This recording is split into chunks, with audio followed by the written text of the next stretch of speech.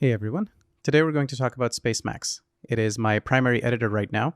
It is a heavily modified version of Emacs that is based around Vim shortcuts primarily, but then it has its own flair where shortcuts are built around a leader key, in this case space, thus Spacemacs, and its tagline or its claim is the best editor is neither Emacs nor Vim, it is Emacs and Vim. This is something that I have personally found to be very, very true. So let's dive in. The people who made Spacemacs value three things above all else: ergonomics, mnemonics, and consistency.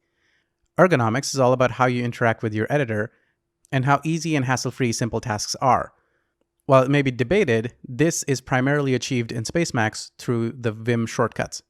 You can have still Emacs shortcuts, but Vim shortcuts are, at least what I consider to be, a lot more ergonomic, and they are also the primary focus. The second bit is mnemonics. What that means is that the shortcuts that the Spacemacs team has added in addition to the shortcuts that already come from Vim are very, very straightforward and you can mostly figure them out. So a good example of this is if you're trying to split a window, you would hit space, which is the leader, and then W for window, and then S for split. That is a mnemonic shortcut. And this is seen all over Spacemacs to the point where sometimes you will just accidentally discover a shortcut because you wanted to do something and you just automatically pulled out a shortcut out of your head and it just worked. The third thing is consistency, which is also seen in shortcuts as well as in how shortcuts react in various layers, which are different ways of interacting with your editor. So there's a Python layer and there's a Lisp layer, etc. How things work in the Python layer should work the same way as how they work in the Lisp layer if they are conceptually the same things. So that's enough about what Spacemacs is and what the core philosophy is. Let's move on to actually installing Spacemacs. Now, Spacemacs, considering that it's built on top of Emacs, will not work without Emacs. So the first step is installing Emacs itself.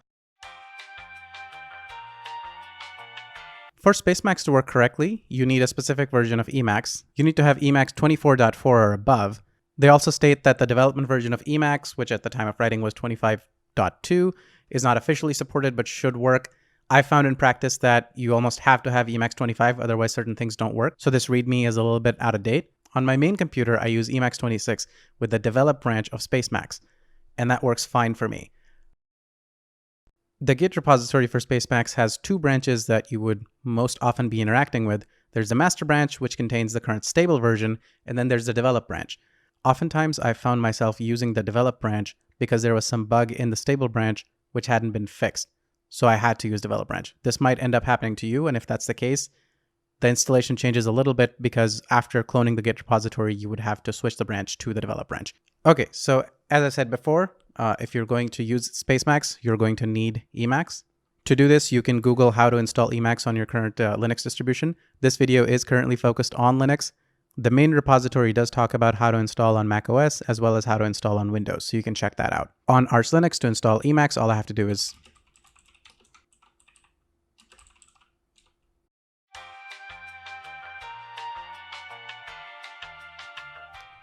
For installing Spacemacs, you can go to the website and click install. On Linux systems, this command by itself should just work because you should already have Git.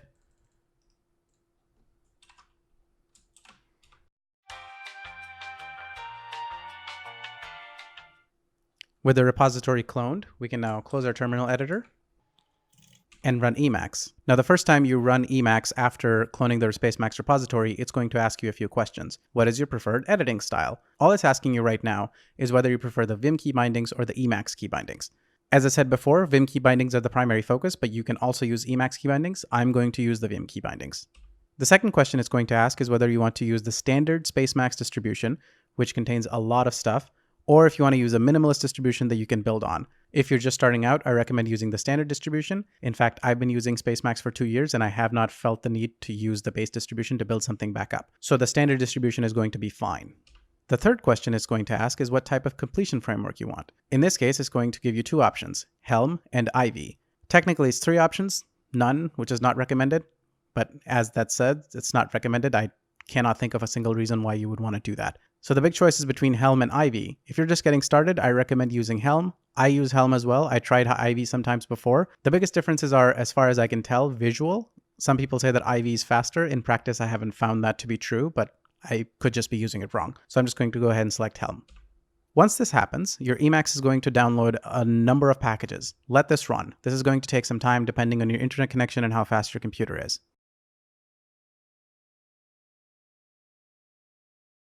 Note that sometimes you might get an error about a package not being installed correctly or not loading correctly. In these situations, sometimes if you just close out of Emacs and then run it again, oftentimes things are fine. This is the welcome screen that you'll get every time you launch Spacemacs, and it has a bunch of different options on it that you can cycle through using tab. You can also navigate through this welcome screen as if it's a text document using J and K, like you would in Vim. Once you start working on projects and files, down here you'll start seeing a list of recent files and a list of recent projects that you can navigate to, and there's a bunch of other things that you can do with the screen as well. Before I jump into anything else, I'm going to talk about the settings file. So outside of Spacemacs, if in a terminal you were to write, let's say, cat.spacemacs, or I guess less.spacemacs, it'll show you this file, and there's a lot in this file, and if you're just viewing this in a regular text editor, a lot of it is not going to make sense. But what you can do is within Spacemacs, you can either get to this file by navigating to it. To do that, you would do space FF, which opens this window. It's already in the home directory, and you can just type .spacemacs and hit tab to complete and hit enter. Now the text here right now is too small for YouTube, and before I make it permanently large, I'm going to show you another shortcut, space CF. And once you hit space CF on the bottom, you can see something called zoom frame transient state. We're going to talk about transient states a bit later, but for now what you need to know is in this particular situation, other shortcut keys don't work quite the same, and instead only the shortcut keys that are listed here work. So I can hit plus or equal sign, and that will, one by one, make the text bigger. And then I can hit Q. Q, for most windows like this, will be essentially quit. Okay, so as mentioned before, you can navigate through this file using normal Vim shortcuts. The first thing of note in this file is configuration layers. Configuration layers basically defines which built-in, and they don't have to be built-in, but initially what built-in parts of Spacemacs you want to load. And as you'll see, some of them are already loaded. So we selected Helm over Ivy during initialization, so Helm layer is selected over here. There's a few layers that aren't selected. The programming language that you're seeing in this configuration file is Lisp. If you're not familiar with Lisp, for now what you need to know is that a commented line is 2 semicolons. So if you were to just delete the semicolons here, this implies that the auto-completion layer should be loaded. At the bottom of the editor, you'll see this line. This is essentially Spacemacs' power line. It's a special package called Spaceline. On the lower left here, it tells you what the window number is.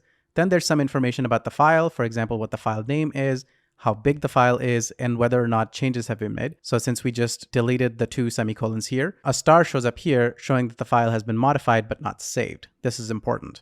Right after the file name is the name of what the current major mode is. The major mode defines how Emacs is going to react. So in this case, it's set to Emacs Lisp, which means that it's going to do some very Lisp specific things.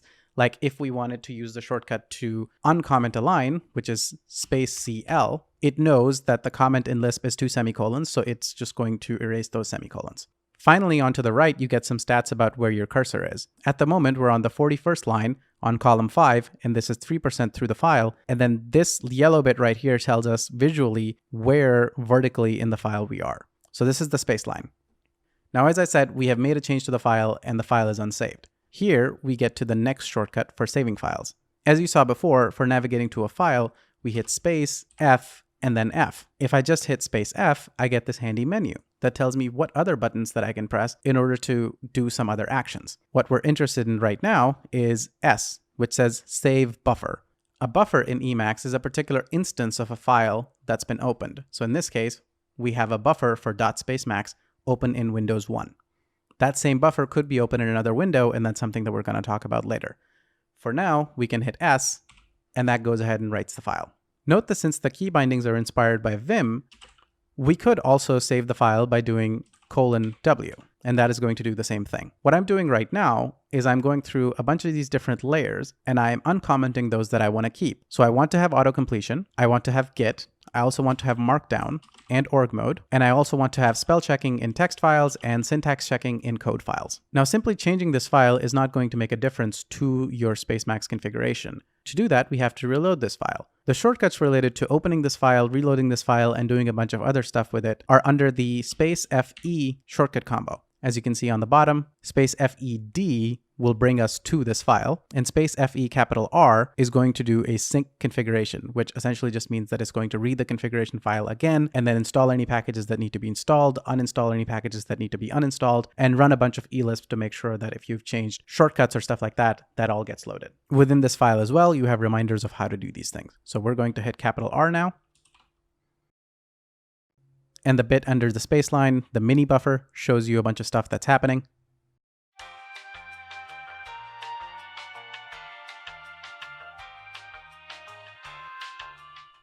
Another thing that you can do in this file is set your default font and the font size. To figure out where to go, we can actually just search through the file the way you would do in Vim. There we are. As you can see, the default font is Source Code Pro. I have Fira Code installed on my computer, so I can set that as the default font, and then I can set the size to, let's say 17 or actually 20 for YouTube. I can then go ahead and save the file with space FS. For this specific setting, simply reloading the file is not going to be enough. Some settings will require us to restart Emacs altogether. To quit Emacs, we can either do :Q, similar to how you would do in Vim. If we hit space, we'll see that Q leads to quit. If we hit Q, it'll give us a bunch of other options. For now, we're interested in just Q, which is kill Emacs.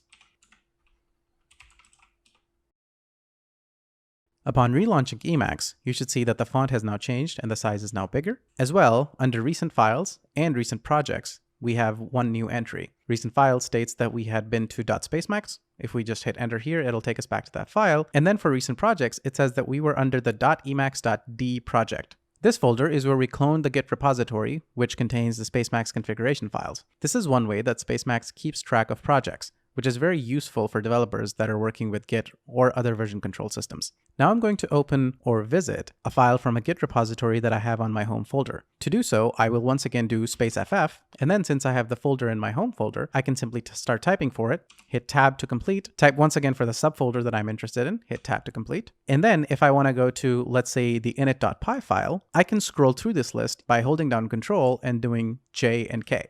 This is an extension on how navigation is done in Vim, allowing the developer to move through menus the same way that they would move through code. When we were messing with the .spacemacs file, in terms of programming languages, only Emacs Lisp was listed. If you try to visit a file that contains a programming language that Spacemacs supports, but the layer for which is not currently installed, Spacemacs will prompt you to install that layer. In this case, the layer happens to be Python. If I hit yes, it is going to go and edit the .spacemacs file so that Python is listed under the configuration layers, and then it's going to install all the dependencies that it needs in order for Python to work. Note that in this process, oftentimes you might see some errors. If you simply close Emacs and run it again, most of the times those errors are resolved. After the installation of the Python layer, I quit Emacs and started it again. As you can see, under recent files, we now have the init.py from the tinytf project, as well as the location of the tinytf Git repository. If I simply hit enter on that file, it will take me to this buffer, which is a dired buffer. Dired is an Emacs package for moving through directories and files. I can navigate through this window in a fairly intuitive way. If I navigate up to the double dots and hit enter, it takes me to the parent folder. I can also search through it like it's a text file, and then go to tinytf,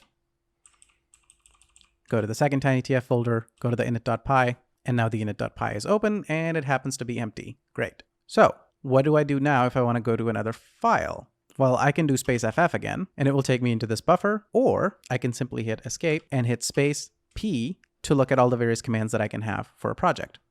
The two commands out of this that I'm going to talk about is neotree and helm projectile find file. If we look at the find file command by just hitting F after this, that is space PF, it is going to give you the ability to search for a file throughout the entire project. This is different from the space FF command, which shows you folders as folders. Instead, if we do space PF, you'll simply be able to search through everything. This is very, very handy when you have very large projects, and this search is actually fuzzy. So if I simply did tiny and then transform, it takes me directly to the file, which is tiny_tf/transformations.py. If I open this file, as you can see, everything has some syntax highlighting to it. There's comments.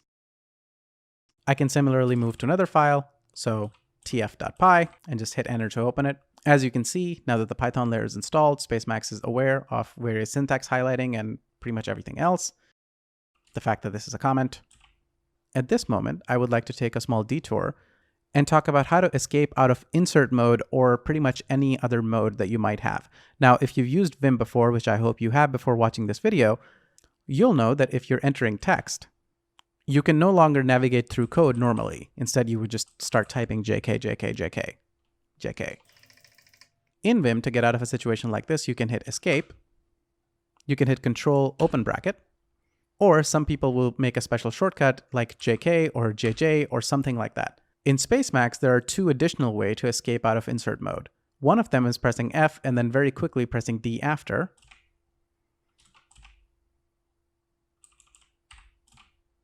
This is my personal favorite. The other one is Control G. Note that this will not only get you out of insert mode, but it will also get you out of other non-standard modes. For example, if I hit space B and then I realize, oh, I didn't really need to do anything with a projectile command, I could just hit escape.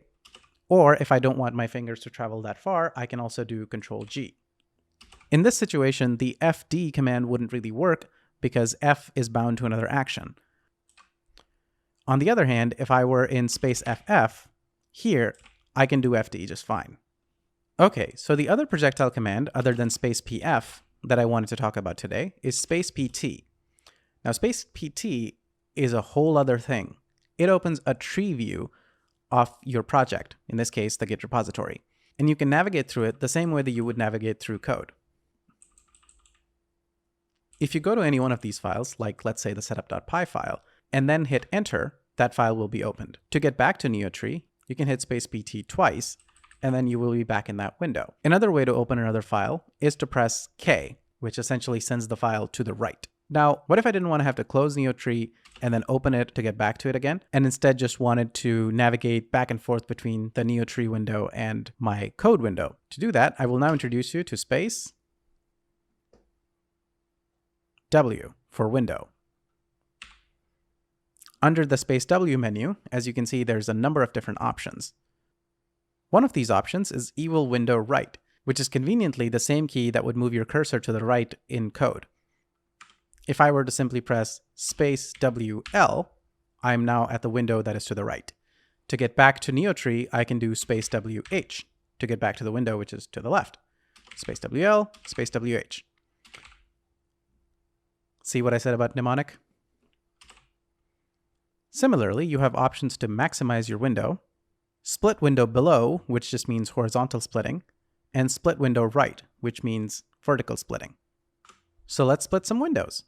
Space W / splits the window vertically, so that now we have three windows, NeoTree to the left, and then tf.py and tf.py again in the middle and right. We can now navigate through these windows using the same commands, space WL, space WH, and I can also move through the code independently on the right window compared to the left window. This kind of situation would be often useful if you need to work in two different sections of the code in the same file at the same time. Let's say that I wanted to work on the get inverse transform function, but I also wanted to have some idea of what the tf-tree object looked like. In this case, it's not very complicated, but you can see where something like this would be of a lot of utility. Let's say that you're done working on the same file in different locations of the file, and you just want to get back to a single window. There's a few different ways of doing this. One thing you can do is that you can go to the window on the right, and then you want to delete this window. So maybe space W and look at that, D. You can press D and that deletes that window. Another way to do that, if you say have a bunch of windows open and you don't want to go through the hassle of going to each one of them and closing them, you can also just go to the one window that you want to keep and maybe maximize it. Maybe that would be space WM. Hey. Similar to splitting windows to the right, we can also use the split windows below command, which was space WS. Now I have three windows and I can navigate through them based on their relative relationship to one another in space.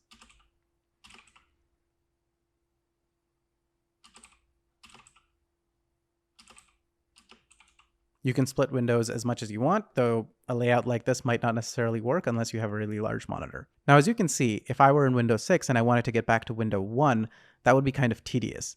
I would have to do go left, go up, go left. Maybe I don't necessarily want to do that. How do I get back to Windows 6? Well, the answer to this could be had if you simply hit space and look at the myriad of options that are available to you. One of the first things that should pop up to you is this 0 through 9. What that means is that if you hit space and then the number for a window, you'll simply go to that window. So now I'm at Windows 4, now I'm at Windows 3, Windows 6, Windows 2, Windows 1, and maybe we maximize Windows 1. This kind of navigation is very, very handy. So now that you have some idea of how to navigate through code itself using spaceff or a bunch of projectile commands like spacepf or spacept to open NeoTree, I want to talk about how you can navigate through the code itself. There's a few commands for this that I really, really like. One of them is spacegi. Spacegi essentially goes through all the symbols that are present in the current file. So in this case, if I wanted to find, let's say, the inverse function or the inverse property for the transform class, I can just do spacegi, inverse, find it, hit enter, and I'll be taken there. Or if I want to look at the from dict function for tf node, I can do the same thing, spacegi, type from dict, navigate through the various different options using Control-J, Control-K, and then just go to the function that I was looking for. Similarly, if I want to look for various occurrences of a symbol, I can just hit star, which is something that you can do in Vim as well. Here, you get a few other options. You can cycle through various instances, you can change the range, etc.